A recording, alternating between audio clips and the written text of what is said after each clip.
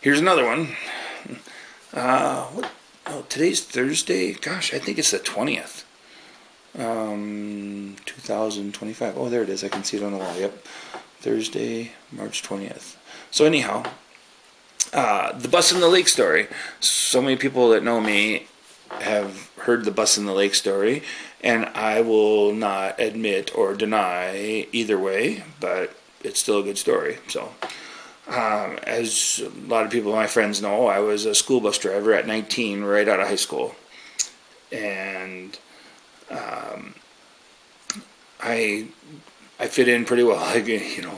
The first thing they do when you go to be a school bus driver, they have you do a physical. They won't even talk to you. You do the physical first. So went and did my physical, came back. Of course, I was 19 years old. I mean, I'm not going to have any problems with a physical.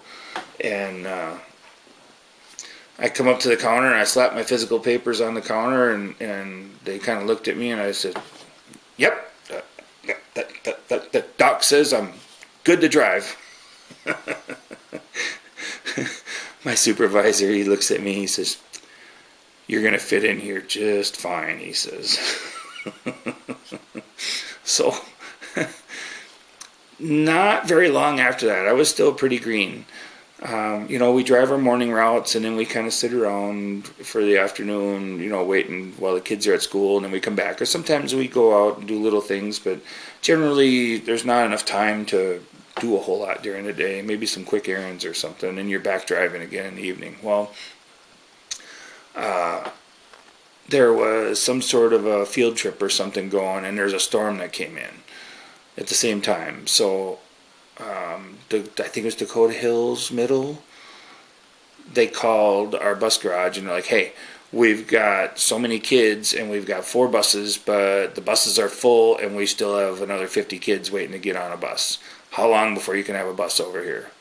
And I was sitting out in the lobby playing cribbage, our little bus driver area, and the guy looks out the window. "Steve, how fast can you get to Dakota Hills?" I said, "I'll do it. I'm on it." So, pouring down cats and dogs rain, just pouring. And we're in Apple Valley. Anybody that's around here knows Pilot Knob in the old days, where it goes past Farquhar Lake, kind of makes an S pattern, and it goes between 2 lakes. I'm, trying to impress my boss. I got the pedal to the floor, high beams on, wipers on full, blasting away. And it's just at this time, it's just a narrow 2-lane road. It goes between these 2 lakes, and there's, drop-offs on both sides. Some small trees and grass and stuff, but nothing big. And all of a sudden I look, and I see in front of me, there's a car coming straight down the middle of the road, like centered right on the yellow line, coming straight at me. And I'm like, "Oh, you gotta be kidding me." So, cut the wheel to the right. I go over on the shoulder a little bit, and I could feel the bus sinking into the mud. And I'm going, "Oh, that's not good." So I cut the wheel back. The car goes by me. I cut the wheel back, try to get it back on the road, and the back end of the bus slides around, and I go straight across into the lake. You would be really surprised of the places water comes into a bus. I would think the door. Obviously water did come through the door, but like from under the dash, like I'm still seat belted in, and this time we didn't have shoulder straps because I'm that old. But I had I'm watching the water come in on my feet, and like from under the dash, and I like for a second I'm like, well, that's kind of cool. And then I realized the water's up to the windshield, and I'm thinking probably be a good idea to get out of here. So I'm not even going to try to open that front door. Forget it. Everybody knows the school bus has got the emergency door in the back. So by the time I got to the back of the bus, I think the water in the front was like up to the top of the seats. It went a lot faster than I thought it would. Maybe things were slow motion. I don't know. But I get to that back door of the bus, and I pull up the bar to open the door, and like there must have been pressure in the bus, because it blew me out practically.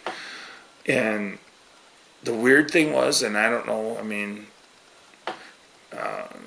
maybe the good Lord's watching out for me. The rain had just mysteriously just kind of stopped. By the time I got to the shore and climbed up to the road, that guy had already, I don't know, somebody told me, hey, we already called the cops, so fine. And the, we didn't really have cell phones back then. Obviously, my radio wasn't working in the bus anymore, so they did have, I don't know, the cops called and radioed into the bus garage, and they're like, yep, better send a different bus. So, I'm figuring, well, there goes my school busing career. Maybe I should have applied at Ryder or something instead of, District 196. But I got back, and they're like, you'll still be able to drive your route this afternoon, won't you? I'm gonna go, well, you got to give me a bus, I guess. I'm going to go, no. Oh, yeah, it was, school bus driving is definitely interesting. So one other short note, we had a big guy. He was a school bus driver, and he always wore white t-shirts, but he had to been 500 pounds. I mean, he was just really a big guy.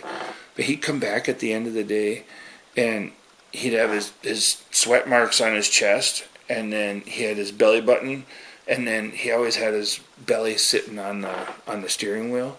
So he had a big black half circle, so he just looked like a big smiley face.